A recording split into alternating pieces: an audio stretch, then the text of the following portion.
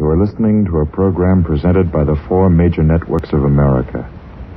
Its principal voice will be that of Lieutenant Robert Montgomery, United States Navy. First, there is a letter for you to hear. A letter from the President of the United States. In Washington, Archibald MacLeish will read it to you. Here is Mr. MacLeish. I have the honor to read this letter from the President. Dear Mr. MacLeish, difficulties the American people must face in following and understanding this war have been constantly on my mind of late. In all history, never has a war been extended over so much of the world. We are obliged to think not in terms of countries, but of continents. Not in terms of armies, but in terms of entire peoples and the seven seas. This challenge to our understanding, like the war itself, is a challenge we can meet successfully.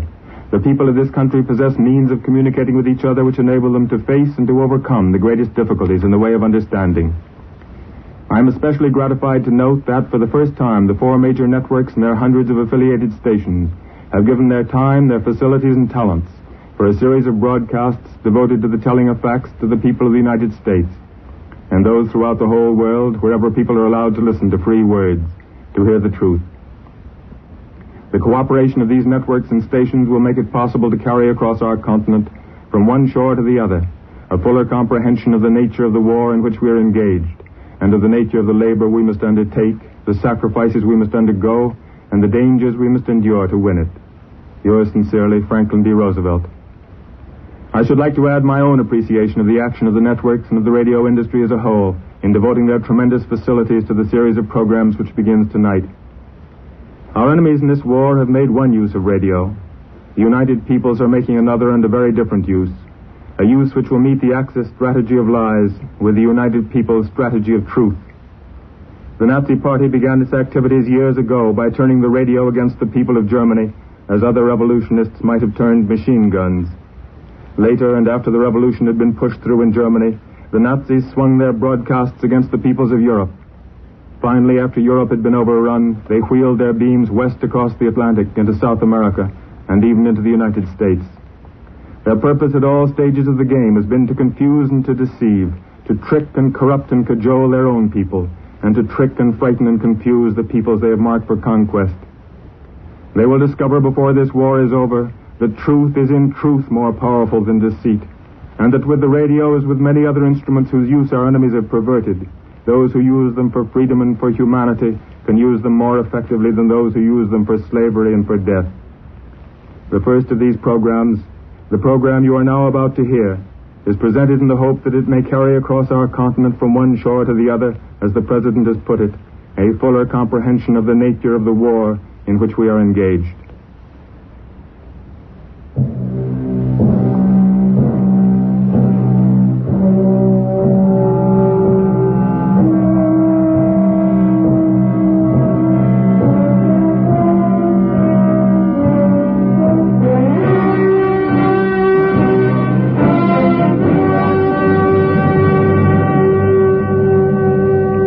What we say tonight has to do with blood and with bone and with anger, and also with a big job in the making.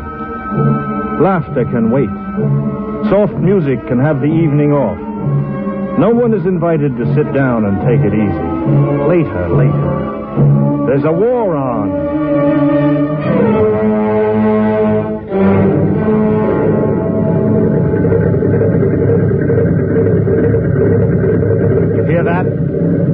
That's a new airplane motor, idling on the test block. When it gets going, it turns faster than any motor ever built.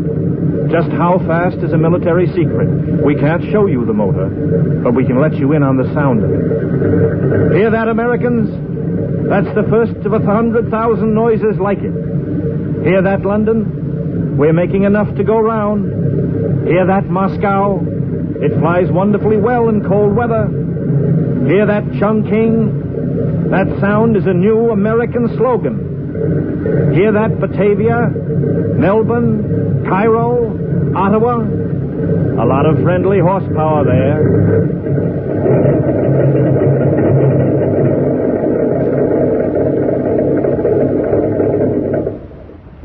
Did you hear it too, Adolf?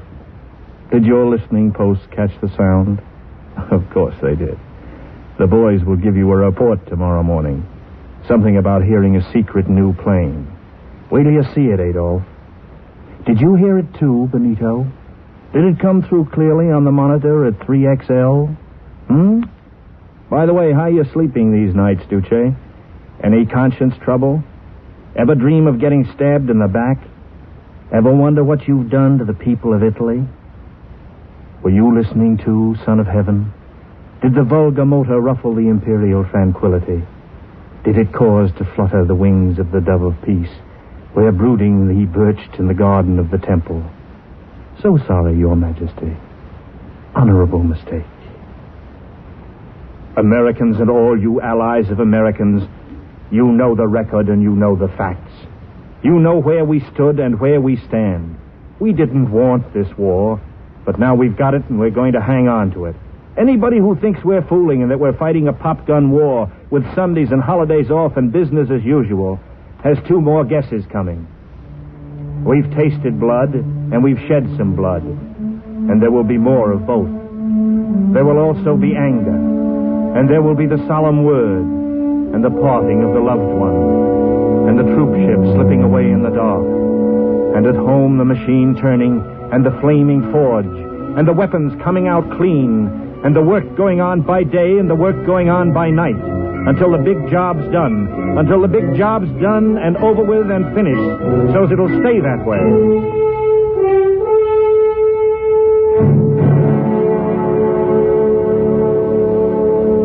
Ordinarily, we Americans are affable enough. We've never made killing a career, although we happen to be pretty good with a gun. We never felt we were that inferior.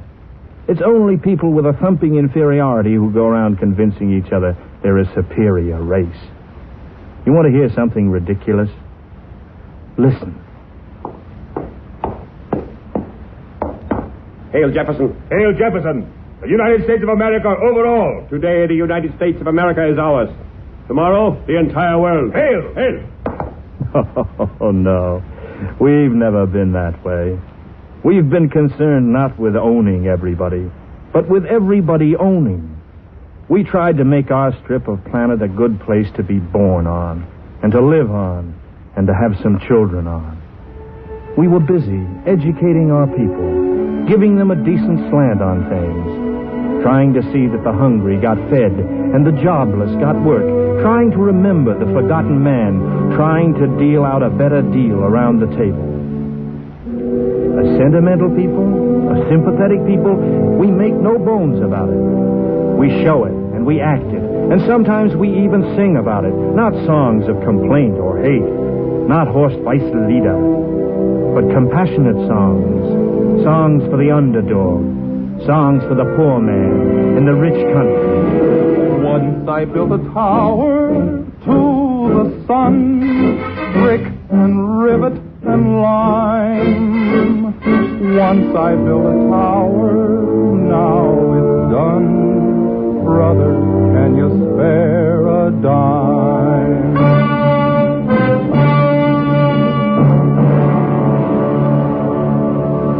That's us, all right. We like opera and symphony and swing, but still a song about a jobless worker can sweep the country. We like Cinderella stories and The Thin Man, but still a novel about a dispossessed Oklahoma family named Jode can become a bestseller and be made into a movie. Did someone ask whether this country has a heart? Whether it could spare a dime? Well, we could spare a dime, and we did spare a dime, and we also spared some dollars to build some roads and to build some houses and to build some men. And we were getting somewhere. We were on our way, minding our own business. We had plenty to do. The last thing we wanted was this war. But we got it. It came. It came on a quiet Sunday morning out of the dirty dawn. It came with a grinning face behind a mask of peace. It came with an immortal shame. Came with the compliments of a poker-faced Mikado of the Showa era, which means enlightened peace. Came through the courtesy of the highest gentleman of Japan, whose bombers swooped and strafed while his ambassadors bowed and scraped. That's how it came, but not, however, how the fight will go. He who starts avalanche rarely stops sane. old Chinese-American proverb. We singing people sing a different kind of tune now. A battle hymn made up of strains of music from 1,000 whirring dynamos and working locomotive bells and tractors groaning in low gear. An orchestration all the world will listen to.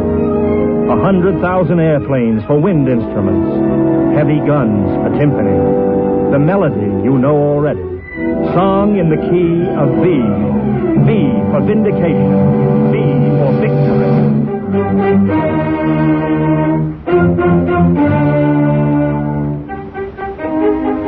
Here is a riddle for the German shortwave listener to solve. Why is this music like a tank which has been captured by the Russians on the Eastern Front? Answer? Because it is a German product to be used against the Nazis.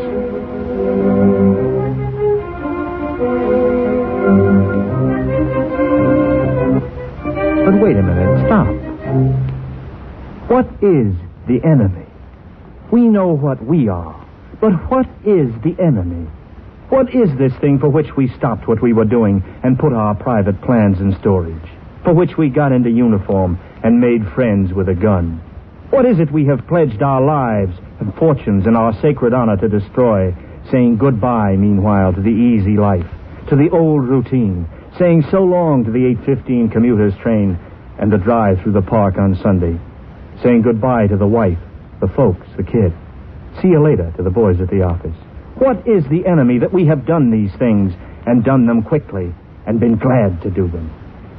He is these things. He is this. Sind Sie Kurt Östermann? Was ist los? Sind Sie Kurt Östermann? Ja. Weiter wollen wir nichts wissen. Heil Hitler! Heil Hitler! Gehen wir. The enemy is murder, international. Murder, unlimited. Quick murder on the spot, or slow murder in the concentration camp. Murder for listening to the shortwave radio. Murder for marrying a Pole. For propagation of the faith. For speaking one's mind. For trading with a non-Aryan. For being an invalid too long. The enemy is the assassin with the swagger and the smoking gun. The stumble bum set up in business by the patron state. The enemy is this.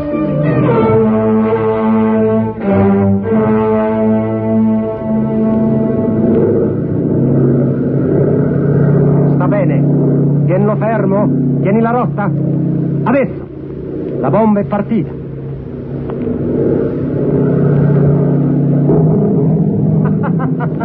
Molto bene, eccellente. Li abbiamo presi tutti, non è vero? Tutti. Sembravano un bocciolo di rosa che si aprisse. The happy warrior has written him a book of reminiscences. Ho ancora in mente l'effetto di un gruppetto di galla. Sbocciare come una rosa, essendogli piombato in mezzo qualche tubo della mia gelatiera. Era molto divertente. Translation. I still remember a group of gala horsemen blowing up like an unfolding rose as one of my bombs fell in their midst. It was exceptionally good fun.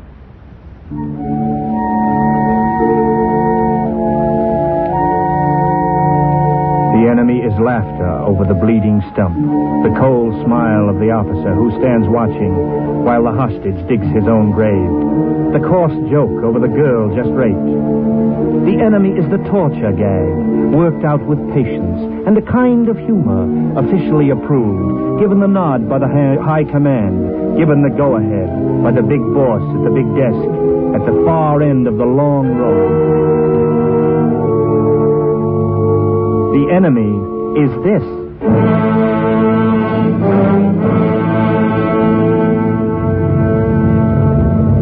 Engine, stop, yours! Engine, stop, yours! Engine, stop! Engine, stop! Engine, stop! The enemy is the bridge of an aircraft carrier, busy with details, steaming south-southeast on the night of December 6th. The enemy is a command to bomb an open city. The enemy is a plan, and a system, and a science, and a method, and a blueprint of utter degradation. The enemy is guns, and tanks, and ships, and planes, and factories, and all the arsenal of fascism. What fascism consists of, 600 million slaves in Europe and in Asia are aware. What fascism accomplishes, dead women and dead children can explain to you. The dead, and the living dead as well, whose stories we have heard, but never quite believed, whose agonies no tongue, no symbol, no imagining can ever utter. Shall a picture tell you how the marrow of the bone decays? Can a poem in a magazine express the green scum gathered on the soul? Will a broadcast on the radio impersonate the gnaw of hunger in the bowel? The dead, and the living dead, they know what kind of order is the new order. They can tell you. You have but to ask them. Ask them now, and take down what they say. Dead of an accidental fall. But it was not an accident. And you, madam? I couldn't stand it anymore. And you? Shot trying to escape, that's the report. I was sitting in my cell writing a letter. And you? It rained that morning when they lined us up, 100 of us, picking every 10th man at random. We were stood between their rifles and the wall. That was the last thing I remembered. It was a cold rain, spreading its sorrow over, cautioning the earth concerning winter. The stone beneath our feet was good French stone. The wind that drove the rain was a west wind blowing over the fields of France. The sky was a French sky. The rain was a French rain. Only the bullets were German. How long does this go on, O Frenchman? How long the swilling Nazi, his heels authoritative on the boulevard? How long before the bloody night of vengeance and the free day rising over the roofs of Paris? Frenchmen, how long? That we shall answer in good time. That we shall reply to formally. What is the enemy? The enemy is a liar also, a gigantic and deliberate and willful liar, lying blood-red lies and proud of it. What is a big lie, worthy of the enemy? Wir werden keinen anderen Pfad beschreiten, als den, der von den Verträgen festgelegt ist. Das deutsche Volk denkt gar nicht daran, irgendein Land zu überfallen. Translation? We will tread no other path but that laid down by the treaties. The German people have no thought of invading any country. Said by the Führer in May 1933. 日本は何において何らの土地侵略の意思はありません。 Japan has no territorial designs in China. Said by Foreign Minister Yoshizawa, December 1931. L'Italia non prenderà mai l'iniziativa di precipitare la guerra. Italy will never take the initiative of starting a war. Said by the Duce on Christmas Day 1931. 日本は平和の鳩のごとき心情を有するものであります。しかしながら大蛇、すなわち米国と英国が蛇の卵を鳩の巣の中に入れたものであります。 Japan has the heart of a dove of peace, but a snake, the United States and Great Britain, has placed its egg in the dove's nest. Said by Major Kunio Akiyama in February 1941. La vittoria bacia le nostre bandiere. Io sento che tutti gli italiani mi comprendono e mi amano. Victory kisses our flags. I feel that all Italians understand and love me. Said by Signor Mussolini. They may lie to their own people, but no more to us. They may hire quisligs for a pfennig, pay the traitor with a silver trinket, set a black shirt haw-haw braying on the shortwave radio. But the kidding's done with, and the shameless words no more will play with good men's gullibilities and hopes. We see the clear way now. Not peace at any price, but victory at any price. Not the soft, appeasing answer and the turning of the other cheek, but cannon speaking for us and the loud persuasion of the bursting bomb. A big job in the making. A big job for Americans. A job to do with fighting. In the air and on the land and in the water, Allied fighting men are en route to a greater rendezvous tonight than any you or I shall keep before the morning. This is war. It won't be won by thoughtful editorials or by a voice like this or words like these. It won't be won by sitting home and letting others do the work. It won't be won by figuring that we can never lose because we've never lost. It may be that America has never lost a war, but neither, for that matter, has Japan. This is war, and war is sweat, and grime, and mud, and overtime, and never mind the profits. This is war, and has to do with blood and bone and anger, and a big job done by many. This is war.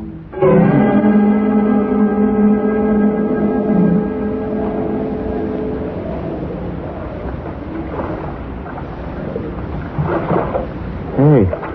What? Larry's dead. Well? Lift him over. Ain't got the strength. Lift him.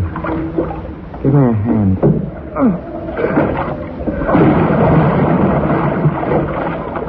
Two survivors. 34 are missing. It appears on page 18, 6 column over. This is war.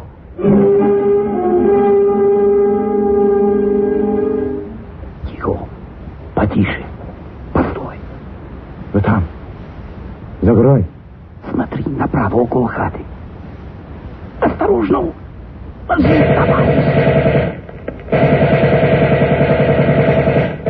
It appears on page 12 under a communique stating, nothing new to report. During the night, advance patrols made contact with the enemy. This is war.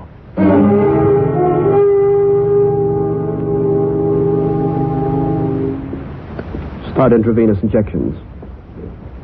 Saline and glucose. Set up for plasma. The blunt scissors and forceps. Here she is. Shrapnel spreader. This is routine. All right. This does not appear in print. This is war. And by the way, how are you fighting it? Or are you? What are you doing with your share of the Republic's time? Are you too good, too proud, too special? Are your hands too soft? Are you bored, indifferent? Is humanity beneath you? Are you satisfied to give the brush off to the greatest struggle of all time? The fight is on and you are in it all the way. If it goes down, then you go down. Don't kid yourself about that. You and your family and your friends and your church and your job and your savings and your ambitions. The fight is on and you are in it, whether you handle a bayonet or a monkey wrench. Both are good weapons. The sword is mighty, and the pen is mighty, and the rubber tire also. The bombardier is mighty, and the carpenter, the nurse, the teacher, air raid warden, paper saver, rumor killer. All of you are entered in the lists. All of you are making noises to be heard. You want to hear the sounds of battle? Listen.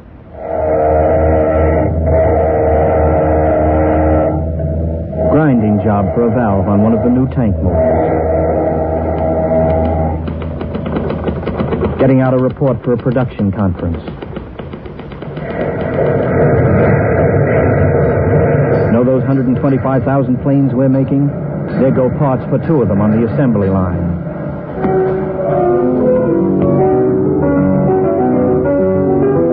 Practicing for a benefit. China relief. These are all battle noises.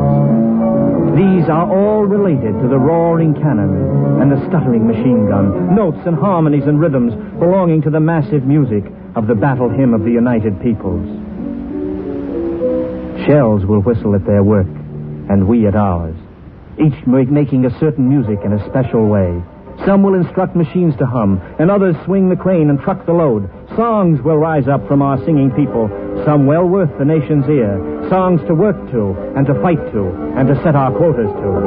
Wales, German army general staff, guess they misconnection. They went 100 miles a day, but in the wrong direction. Hey, round, round, Hitler's grave, round, round we go. Gonna lay that poor boy down, he won't get out no more.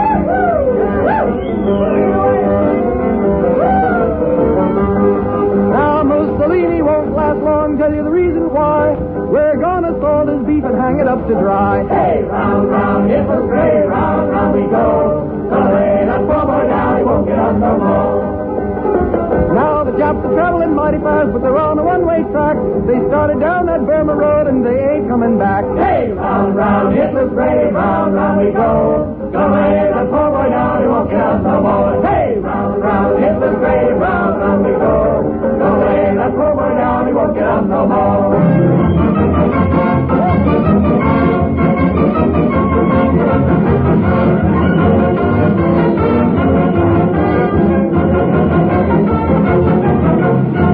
There will be other tunes, less tuneful tunes perhaps, harsh maybe, hard to take, but when the final chorus comes, it will be solemn and it will be great, an anthem for a free and a secure society of men the world around. To that day, we must dedicate this day, together with our fighting brothers in all lands. There's a new job in the making, but it can be done. It can and will be done. Both friend and foe shall witness how we do it. All right now, give us again that new American slogan, and with it let us toast our comrades in the fight.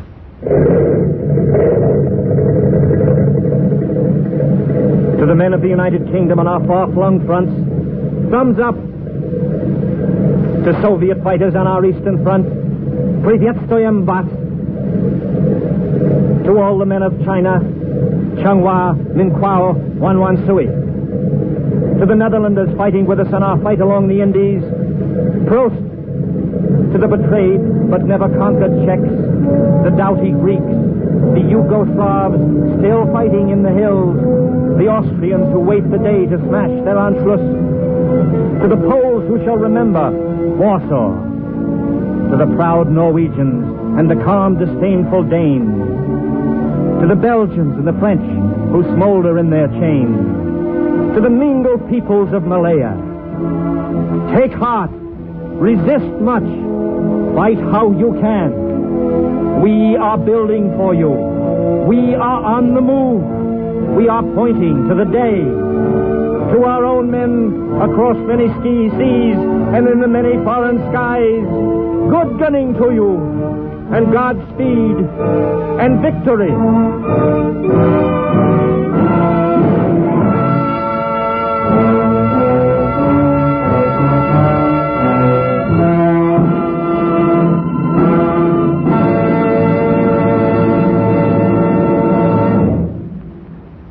We ask you to join us again next Saturday evening when the four major networks bring you the second of this new series, Uniting the Resources of American Radio.